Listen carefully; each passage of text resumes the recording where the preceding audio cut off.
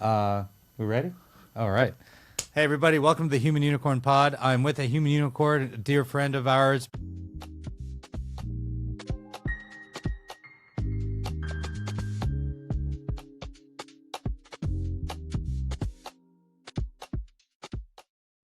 Bradley Tusk.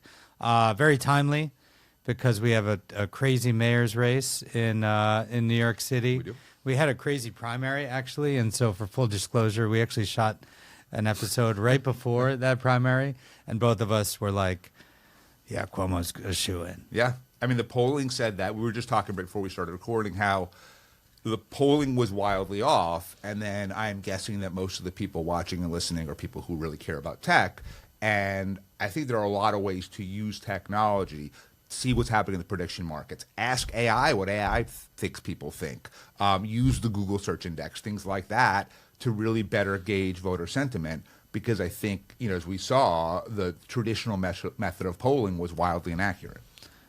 I think that's a really strong use case of AI because just structuring all this unstructured data, automating outbound calling, Yeah.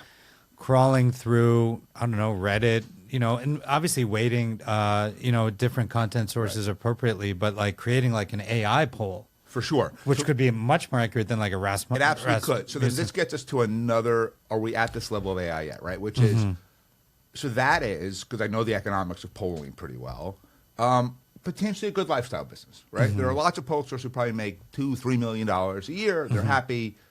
None of it is a venture-backed model, right? I don't even believe that politics tech is really a venture-backable model.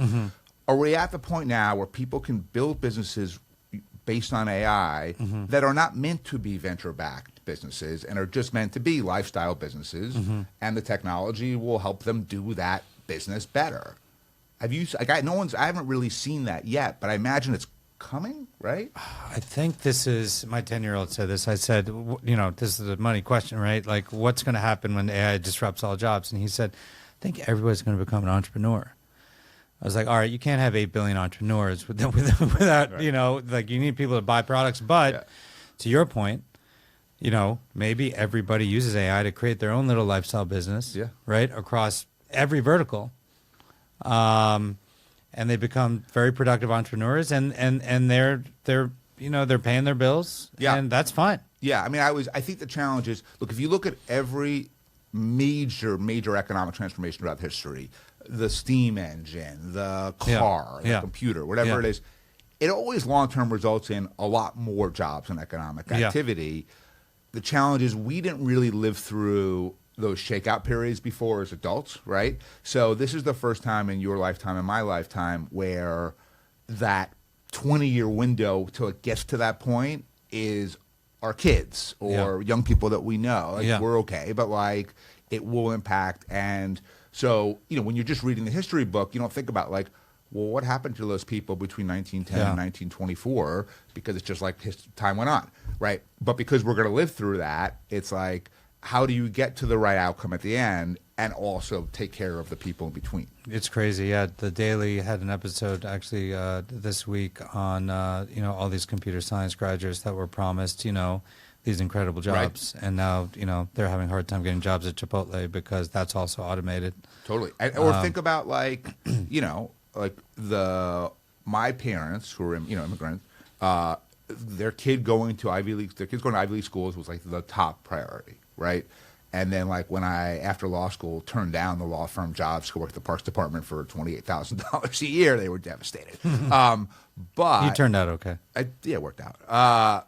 But ironically, the people who were the most programmed from day one of like, my kid will go to this kindergarten, this high school, this college, will then go to McKinsey for 2 years, will then go to HBS, will then go this. Like, the jobs that they're sort of spending their whole lives trying to get their kids, they're fucked. Are fucked. Yeah, those jobs won't exist. Yeah. Like my daughter's in college, and when we were talking about what to study, I was like, you know what?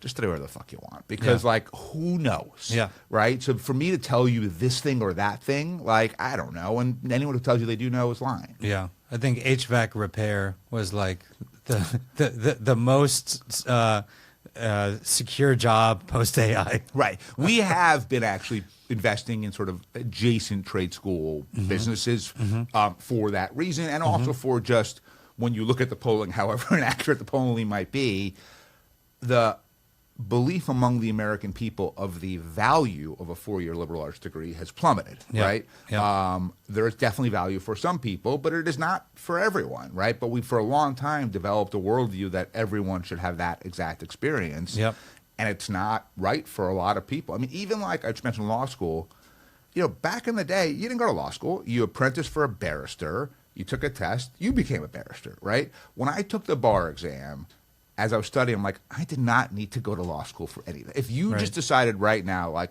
my only goal in life is to pass the bar exam, it would take you longer to study for it than it took me. You know, I did it in 2 weeks. Maybe it would take you 6 or whatever it is. But you'd pass it, right? Yeah, but the people you met in law school, I don't know if those breadcrumbs connected to like TK and Uber. No, but like, some of them work for me now, so we do it that way. But building those networks. So, but you know, it's funny. So I'm not. So a couple of years ago, like there's a Princeton Tiger VC club. They've probably come talk to you. So they said, "Can we come to your office and talk to you?"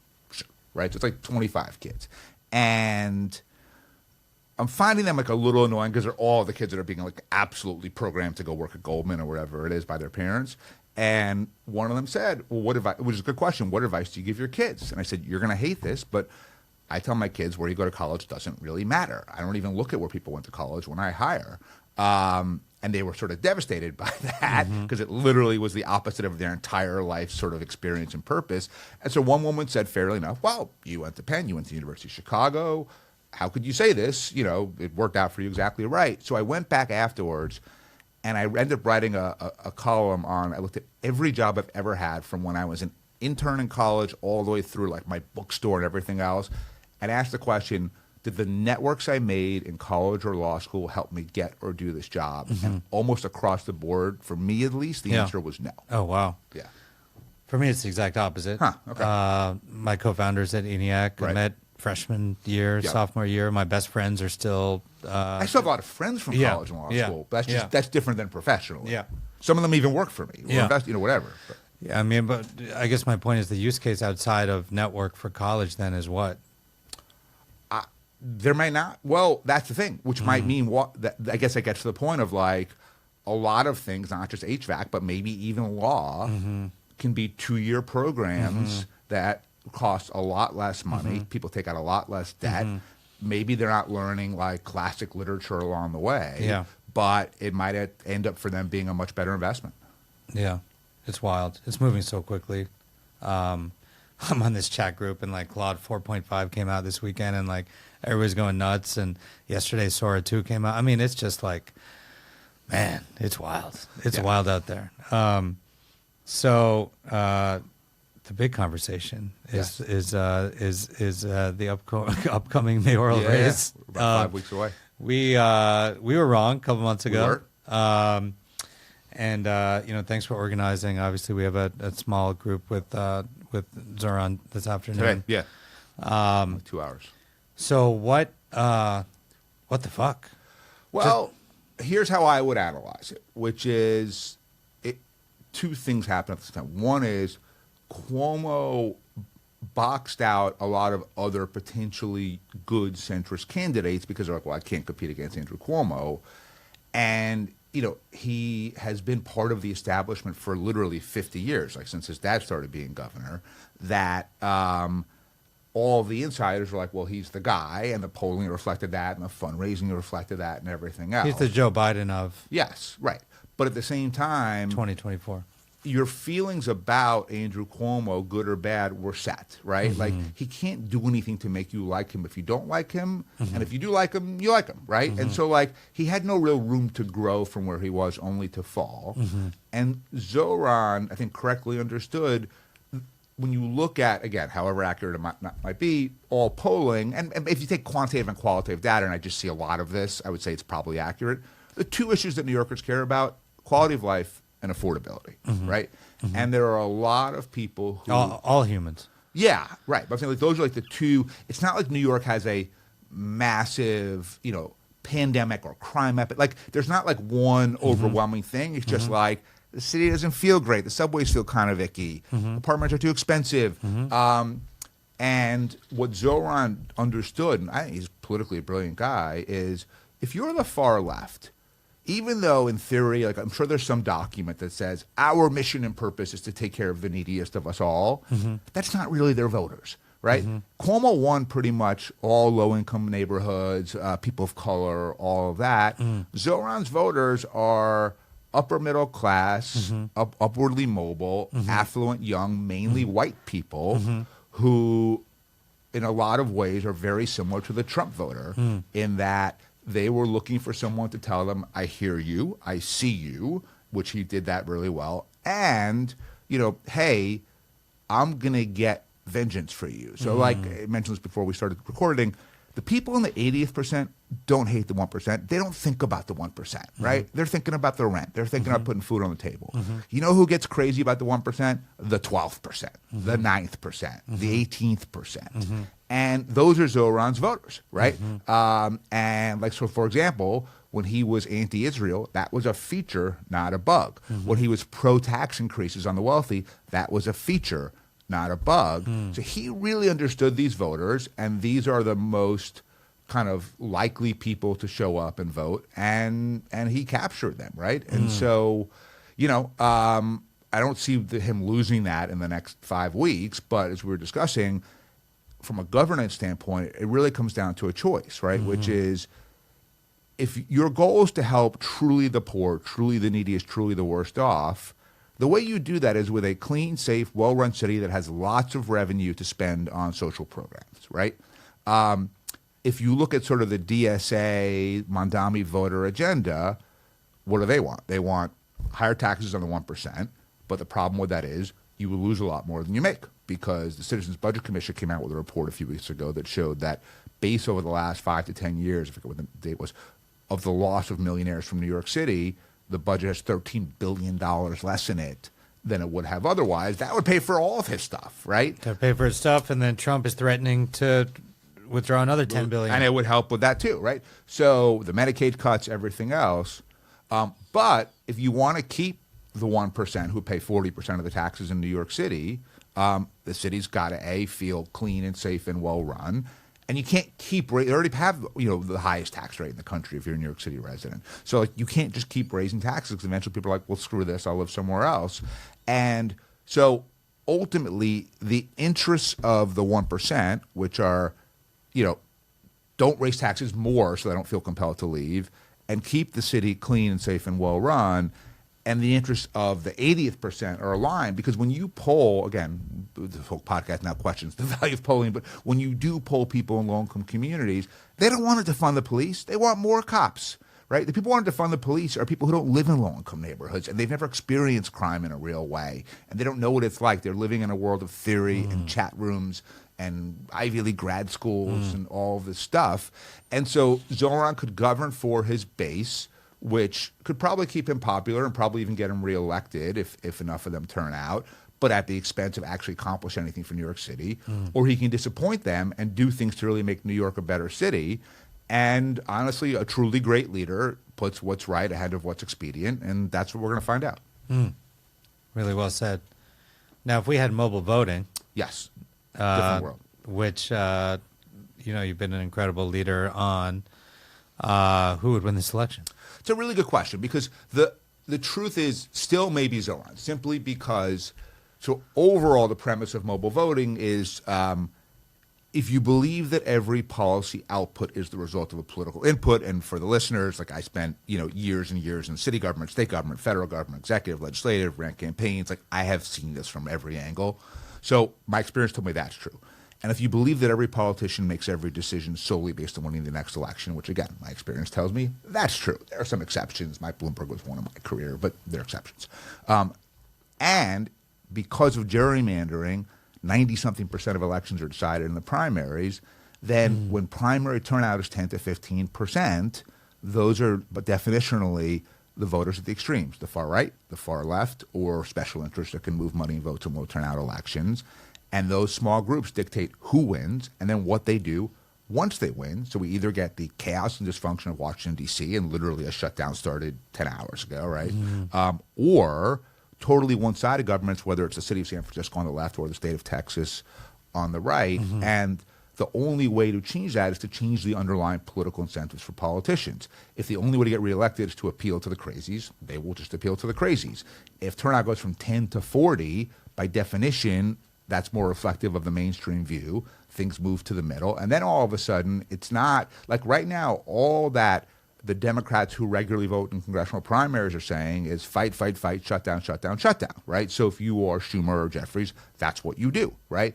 But if turnout were not 10 in most House races, but 40, they would say, figure it out, get something done. And if turnout in Republican House races were 40 and not 10, they would say that. And all of a sudden, the underlying incentives would shift, and they need to start working together. So the point of mobile voting is you got to meet the voters where they are, right? You know, you're not going to like convince them to start showing up for things that they don't otherwise show up for, but they all have phones. And that's the only way to get turnout up. And so we can get into sort of what we built and everything else. The point of mobile voting is to move everything to the middle. With that said, I will concede that there are occasionally just truly exceptionally unique politicians, a Trump, an AOC, a Sanders, a Mamdani, a Marjorie Taylor Greene, that are so just unusual and unique that my guess is that they would probably, you know, do well with it too. Got it. That's interesting. So if everybody could vote in the primary, it wasn't just the extreme groups, it would still have been Mamdani. Well, it's interesting. Cuomo certainly would have been able to bridge the enthusiasm gap, right? So Mamdani saw early voting turnout in the primary was double last time. And they were almost all in neighborhoods that were kind of pro Mamdani, because even if you were voting for Cuomo, it was begrudgingly, right? There's like, have you seen a single Andrew Cuomo sign anywhere? No one, like, no real person that isn't paid like actually likes Andrew Cuomo, right? But and therefore they weren't going to inconvenience themselves on like June 24th, which is a weird time to have an election. You know, schools, all these things. But you know, if they had phones, maybe Cuomo would have won the primary. But maybe Mamdani, because he's so unique. But if you take the vast majority of elections that we have, our city council races have turned out 6-7%, and they tend to elect the most far left candidates possible, which are not reflective of the voters in their districts. And even if you just tripled it to 20%, you would get different results. So overall, mobile voting would get us politicians who are incentivized to work together. And look, I speak about this on campuses all over the country, and one thing that I hear consistently is no student, regardless of what part of the country I'm in, has any faith that government can get anything done whatsoever. No expectation of that. And eventually, what does that lead to if you don't fix it? A dissolution, a divorce of some kind, hopefully not violent, but who knows? So it's a real tangible vote for change with Mamdani. Well, like just from a national perspective. Like the opposite of MAGA. And maybe it's because folks with computer science degrees can't get jobs. Maybe it's because, you know, what Rahm Emanuel is campaigning around, which is the American dream is, and by the way, this is as equal in the right as from the left in terms of the argument. Where's the American dream? We're saddled with college debt. We're not buying homes. Now we don't have jobs. And the current status quo, as of 10 months, is MAGA. We need to change that. Is it a vote for change? It's a vote. It's a few things. One is it's a vote again. It's the first time that New York City voters had the chance to even indirectly vote against Trump and against Bibi, right? And like, I'm Jewish. I am a Zionist. I have always been a rabid supporter of Israel, but even I believe that at this point what's happening there is just absolutely wrong and has to stop. And I think a lot of people, even Jewish voters, reflected that in their vote. So one is it came at a unique moment in time. Two, and by the way, Zohran has a block of Jewish voters. Because there are a lot of people who are really, really against what Netanyahu is doing. Would you say the Jewish voters are split 50-50? No. So interesting. So I read a Substack. And a couple months ago, I wrote a column called "Bad for the Jews," and I basically said this is incredibly hard for me to write because it feels so disloyal to my family and our history. Like I grew up in a house of Holocaust survivors. But I am not with Israel right now, right? So usually I write a post, a couple people comment on the thing, a couple people email me, text me, that's it, right? I get hundreds of emails from people, and I would say 90% of those emails are from other Jews, And 90% of those emails were, this is how I feel too. Right? Wow. So I don't even think it's 50-50 anymore. You think it's more skewed Zohran? I think it's, or just skewed towards, if you take Zohran, he's so toxic, let's take him out of the mix. But just, if you took the American mainstream Jew. BB or no BB? Yeah. No BB would win in a landslide. Orthodox Jews are about a quarter of the total Jewish population. Let's assume BB's got them pretty solid. Of the other 3/4, I think the vast, vast majority of them at this point would say we want change. And by the way, I really do think that there needs to be a campaign run to get the American mainstream Jew back on board with Israel, or at least figure out how to do it, because I think Israel's survival in many ways is dependent on the U.S. and the reason the U.S. is so supportive of Israel is mainly because there's an engaged group of wealthy donors who really back Israel. And if they stop doing that, then the politics shifts, especially if you get a Democratic president in the next administration. This is wild. Let's hope that this podcast survives whatever the next few weeks. Next few weeks. Yeah. As soon as we launch it, like Spotify's going to like shut down. Yeah. I saw more than Daniel X leaving, so maybe that could be the beginning of the end. Yeah. Yeah, that's wild. Actually, this is the first election in which I had very strong opinions texted to me from Jewish friends all over the world about Mamdani. And what were they saying? That everybody's going to leave New York, that this is the absolute worst thing, that I feel unsafe as a Jewish person. I will feel unsafe visiting you in New York when Mamdani gets elected. Yeah, I mean, literally, these are like very credible. Right. People. I was talking to a group, and someone said, "Well, someone's going to firebomb a synagogue, and he's not going to send the police." And I said, "Maybe I can't promise what he would do, but he's not stupid, right? And the smart thing to do if you're him is not only send the cops, double the response, because what he doesn't need to do is make his mayoralty about whether or not he is leaving Jewish New Yorkers at risk, right? That's the dumbest thing to have your mayoralty be about. Take it off the table. What he keeps saying, and what honestly that would give him the chance to show, is my views on Israel, which quite frankly, no one in the Israeli Knesset's like, oh, I wonder what the mayor of New York City thinks I should do next. Right. Like, nobody gives a shit. Like, I've done the trips with New York politicians to Israel and with Schumer. Like, those are just press junkets for the American politicians. It's got nothing to do with Israel. Right? So, at the end of the day, what really matters is he protecting Jewish New Yorkers in the way that he's protecting all other New Yorkers? Yeah. My guess is that something will happen, because something always happens, and we're going to have the chance to see what he does. And I think part of the thing is going to be, does he keep Jesse Tisch as the police commissioner? Because, one, I think a lot of people who are not comfortable with Zohran are very comfortable with Jesse. I think she's done a really good job, and she is Jewish. Crime is all-time low. Yeah. Violent crime. Yeah. There's this huge disparity in New York right now between violent crime stats and quality of life, sort of anecdotal feeling. And it's really interesting because statistically speaking, New York's not in bad shape, and yet people feel like it is. And if you look at Eric Adams' polling, if you looked at New York statistically, you'd say we're like a B-, right? If you looked at Eric Adams' polling and turned the numbers into a grade, it'd be a D-. He had to drop out of the race the other day, right? So there is this cognitive dissonance. Did he drop out, or did Trump buy him out?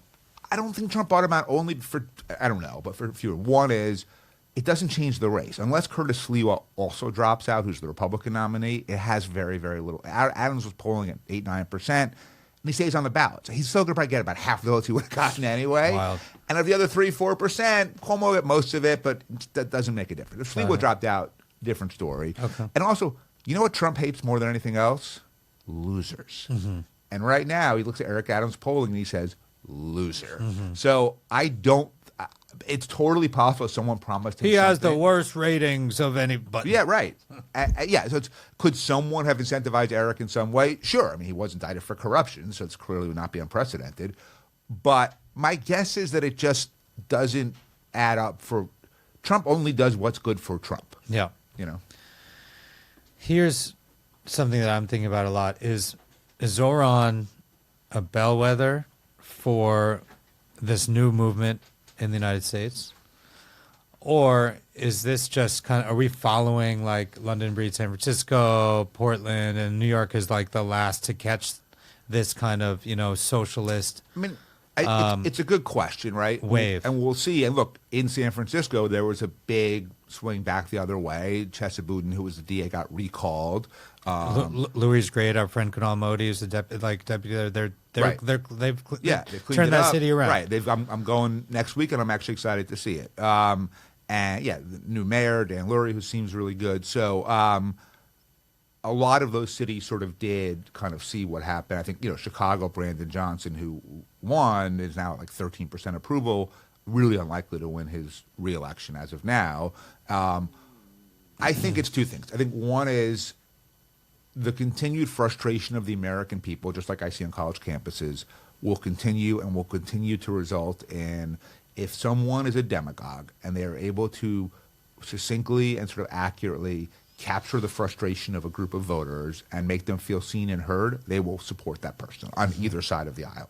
That's going to continue until we show people that we can actually govern effectively. So that's number one. And then number two is, when throughout history, there are just unique people that come along that are such exceptional. Like, I did a podcast on this the other day. So the presidency is really a cult of personality. It's not who's the best qualified or candidate on either side to win, right? Like, if you go back through kind of modern history, Reagan, cult of personality. Bill Clinton, cult of personality. Obama, cult of personality. Trump, cult of personality. Bush W, at least compared to Al Gore, had a personality. So the only ones that were the only one that really the two people who were well qualified but not that dynamic were Biden and George H.W. Bush, who, by the way, were actually both pretty good presidents. So I think this is, you can't take the world we live in of internet and social media and even TV, right, and everything else, and not expect that. And also there's this trend, if you look back even longer, the politician that figures out a new technology first does really well. JFK figured out TV, right? Nixon, the same debate that won JFK the election, the people listening to it on the radio said Nixon did better, right? And yet JFK was the winner. Barack Obama figured out text, right? The Tea Party figured out Facebook. Zohran figured out short-form video, right? And the people who were able, Trump figured out social media and Twitter, right? The people who were able to do that. So also, I think with Zohran, there's a particular thing where he's one of, 8, 10 people in the last 60 years to just see a trend and then embody it, right? Cuomo could have made the same videos, but he's like a 67-year-old bureaucrat from Albany. It just wouldn't resonate. Yeah, very interesting. So does this mean AOC's running in 28? It's a good question, right? Because does she take this as a strong signal that people want? There's certainly a block of voters that would support her, and arguably, if you had, Whitmer, Newsom, Pritzker, Shapiro, if you had 6 sort of centrists, and she was the one person from the left. Bernie, by the way, in 2020 was winning all the primaries. It only ended when COVID hit, and everyone's like, "Oh shit, this guy can't be in charge." And then it turned around and Biden won. Otherwise, Bernie was on his way to winning the primary, but he almost beat Hillary in 2016. So she could. I think some of it, ironically, depends on Zohran in the sense that, if you're Chuck Schumer, so AOC is presumed to be thinking about two things: primarying Chuck Schumer in 2028 for Senate or running for president. The guy who is rooting against Zohran Mamdani more than anyone else in the world is Chuck Schumer. Because if Zohran is a disaster, Chuck goes all over New York and says, if you want New York City, vote for AOC, right? If he's successful, it's like, shit, maybe her arguments are okay after all, right? So I think some of it will depend on that. That's really interesting. But, look, she could definitely, I don't think she's likely to win the presidency, but one, who the fuck knows? It's about cults of personality. And two, she would really have a big impact on the race no matter what. She'd be a great Veep in the sense of, at least for the tent, to pull together the left and the center. It could be, right? If one of those centrists wins, the answer might be bring in AOC as the Veep. Now, there will be a counter-argument of she will alienate lots of independents, and you can't win the... there's now, I think 41% of Americans are independents, including me, and 28% are both each Republican and Democrat. Yeah. So, there's an argument that you have to sort of move towards that group as opposed to towards the base. Right. But, who knows? So keep in mind, the presidency is the only election in America that does not have a turnout problem. So general election turnout in the presidency is typically about 66%, whereas like city council is like 6%. Right. So, it's a different set of dynamics. It's wild right now. It's wild because of AI. It's wild because of politics. So let me ask you a question. What's not wild? Is this not, so the 1990s felt like this very hopeful, good period in the world where like most of the country seemed kind of aligned and the economies and the internet and all that. And then generally speaking, kind of from the end of World War II till the beginning of COVID was a 75-year period. That was, I think, arguably the best period in human history, right, in terms of pretty chill. Billions of people came out of extreme poverty and have running water and clean water and electricity, and infant mortality is down. Capitalism really did an incredible job with all of that.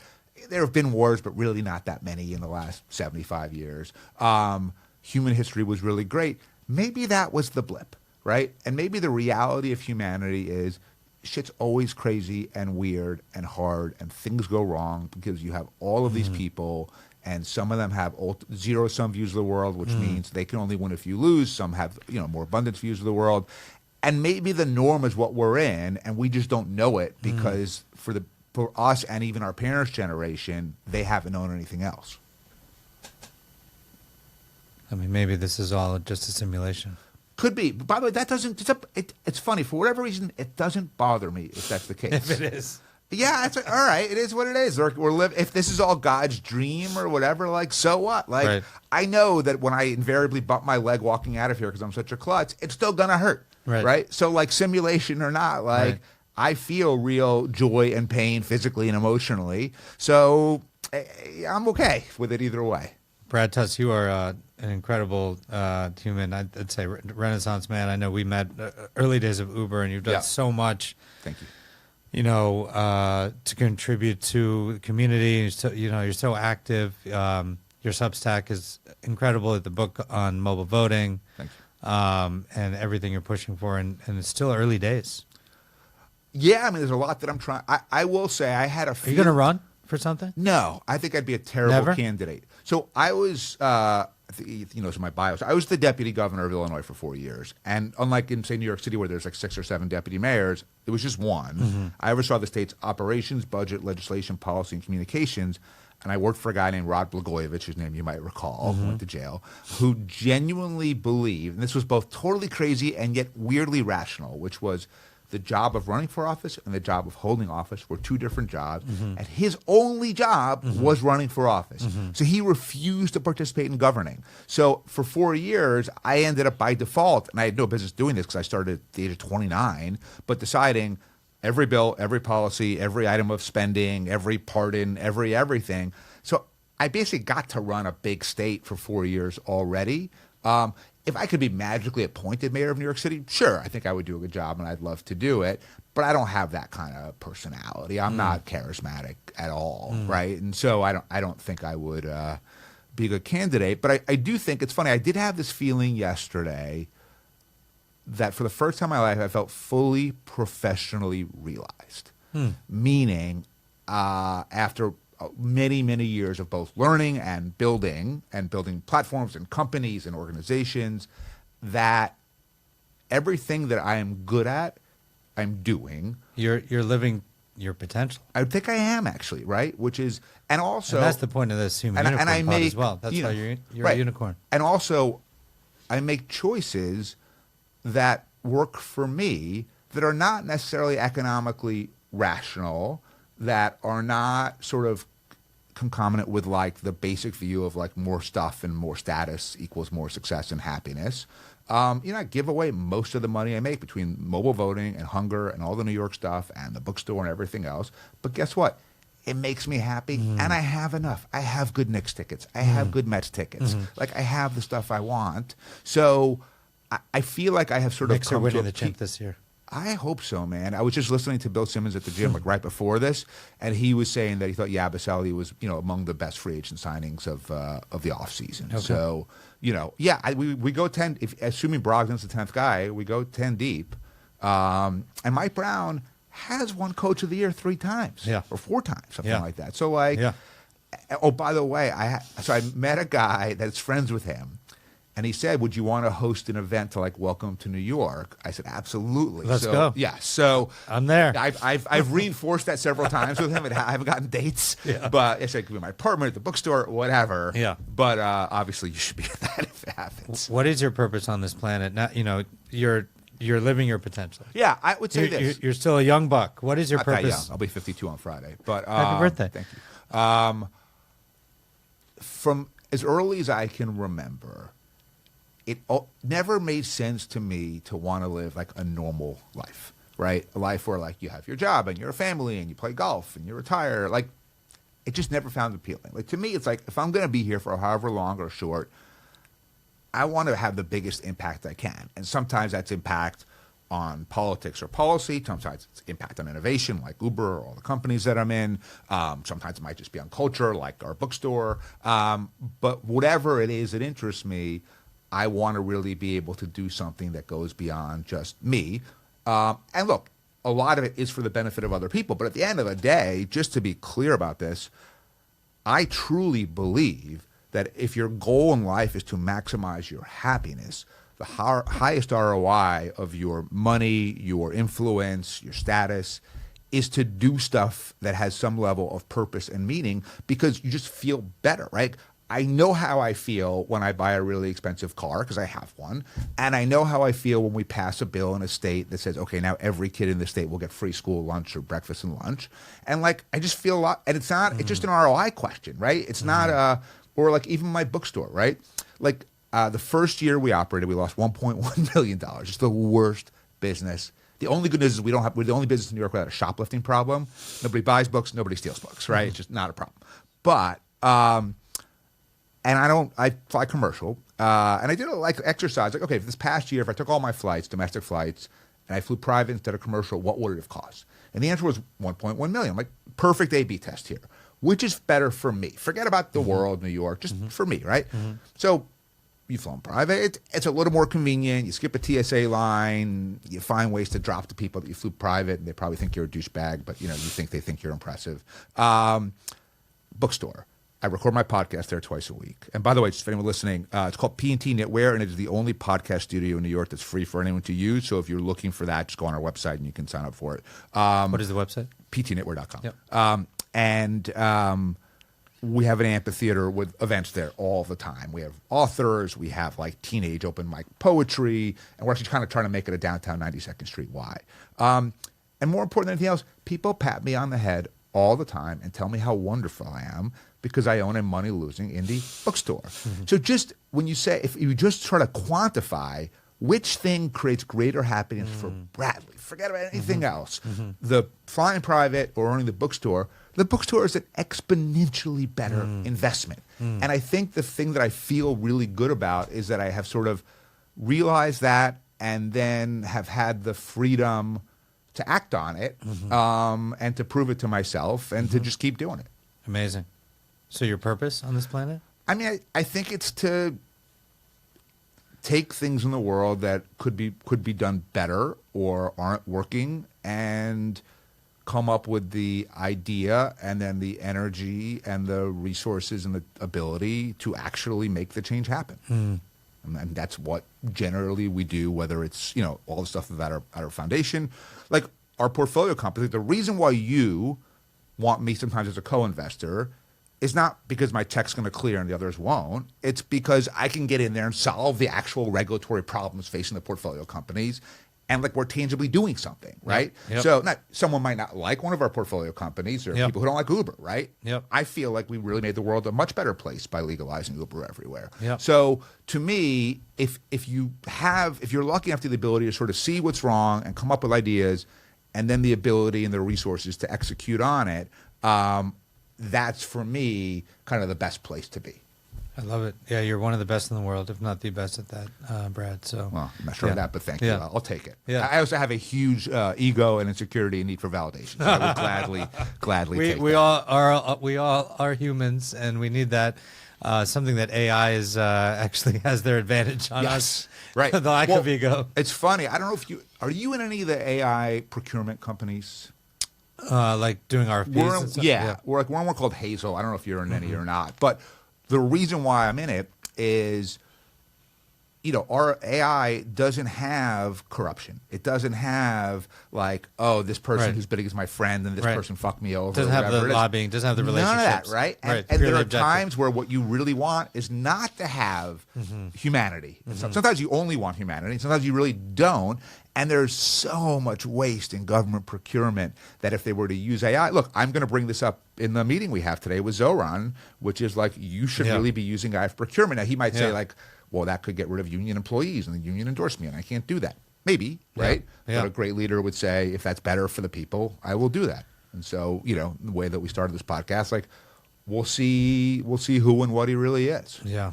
It's very, very exciting. By the way, Waymo, after taking it for a week in San Francisco, I now prefer the human driver for a variety of reasons. Interesting. Tell me why, because I've actually reached the opposite conclusion. It's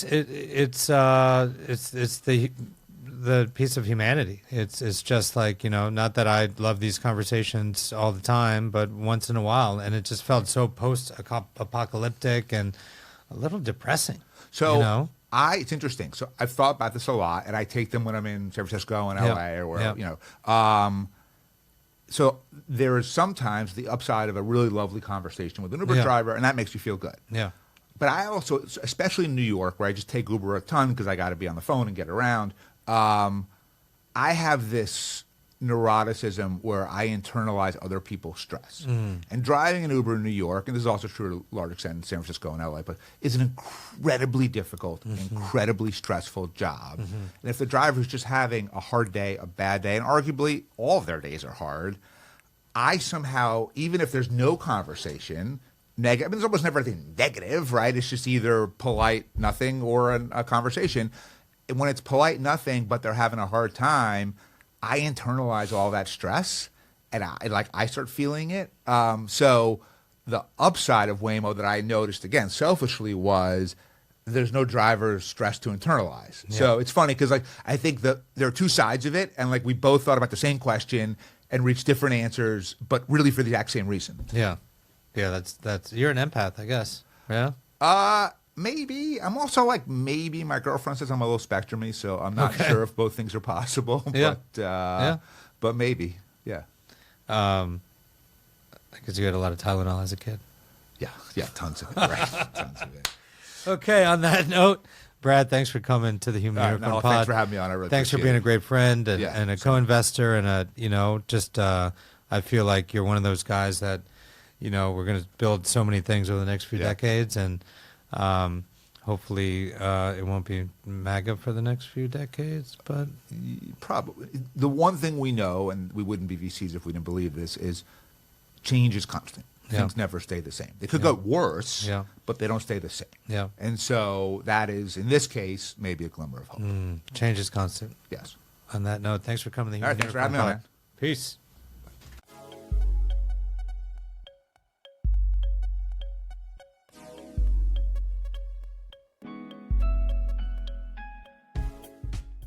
Hi, I'm Bradley Tusk, and I am very excited to be a guest on the Human Unicorn Pod.